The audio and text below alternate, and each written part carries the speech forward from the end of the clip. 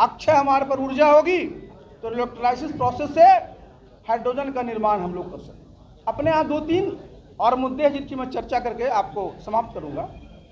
एक, आप सब लोग जगह देखते हैं जो हमारे शिक्षा का क्षेत्र, जो हमारे शिक्षक हैं, जो हमारे छात्र हैं, मैं देखता हूँ हम लोग पढ़े, गांव से पढ़े, मेरे पिताजी भी शिक्षक रहे, गांव से पढ़ कर के जब कोई आरक्षण नहीं होता था उस समय हम लोग आईएएस बने।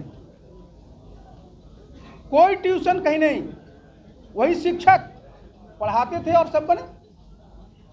आज आप देखिए यहाँ क्या होता है, शिक्षा विभाग में रोज उनका टाइम ही टेबल निर्धारित होता रहता है कि 9 बजे आना है कि कितने बजे जाना है।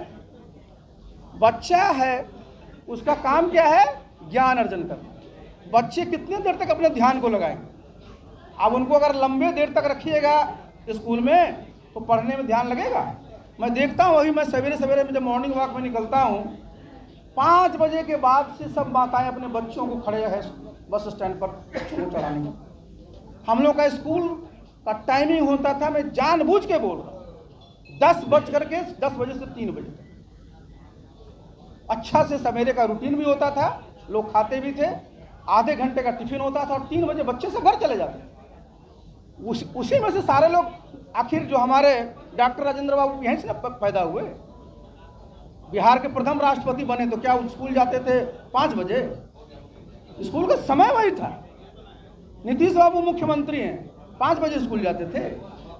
ये इसलिए मैं बता रहा हूँ। और आप शिक्षकों को कहते हैं कि जाकर के हाजिरी लगाओ।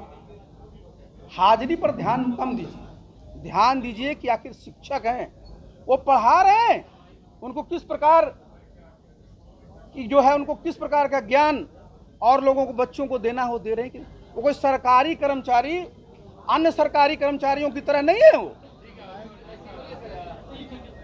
अन्य सरकारी कर्मचारियों की तरह नहीं है, उनका काम है ज्ञान दे। अब आप रोज उनसे स्पष्टीकरण पूछेगा कि अच्छा आप आज हाजिरी लगाए हैं तो 9:05 में आए हैं। हम लोग पढ़ते थे, हम लोग जीएनयू में भी पढ़े, गांव के स्कूल में पढ़े, वो फोकस रहता था कि बच्चों को ज्ञान देना। तो शिक्षा में देखिए, हम लोगों को जब मौका मिलेगा तो हम लोग सुधार करेंगे और इस सब के लिए विन विन सिचुएशन होगा, बच्चों के लिए भी, उनके गार्जियन के लिए भी और शिक्षकों के लिए। ये कोई रेगुलेटरी डिपार्टमेंट नहीं है, एक मैंने शिक्षा की जानबूझ करके चर्चा की। आप जरा आप इस पर भी देख लीजिए, आज सबसे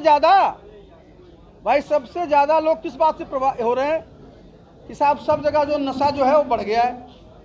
नशा का प्रयोग, बिहार में शराबबंदी लागू है, आप सब जानते हैं।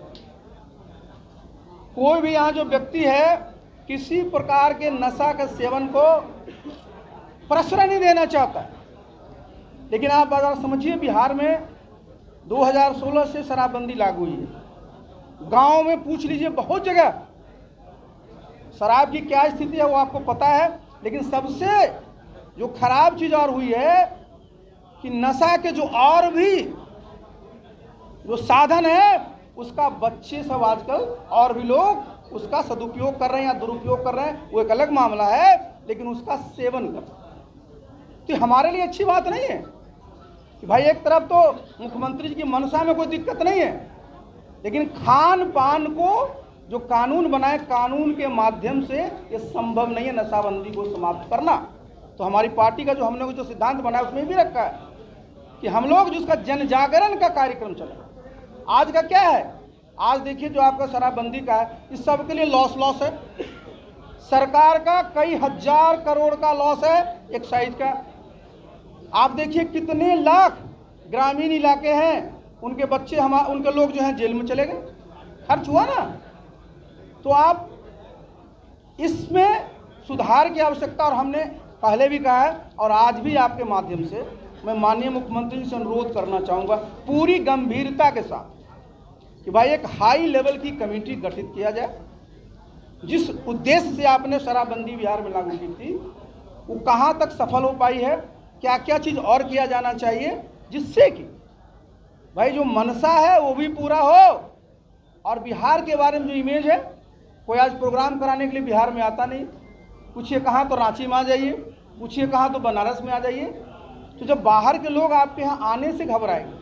आप इतने वर्षों में बिहार में कितने होटल बने हैं, आप अगर जाइएगा तो हमारे होटल अलग अलग बने हैं, लेकिन अगर आप 5 स्टार होटल के बारे में चर्चा करिएगा तो शायद ही कोई बन पाए। तो हम लोग को इस प्रकार का देखिए माहौल बनाना पड़ेगा कि भाई जब लोग बाहर से आएँ तो उनको ऐसा ना लगे कि मैं ऐसे प्रदेश में जा रहा हूँ जहाँ की डर हो।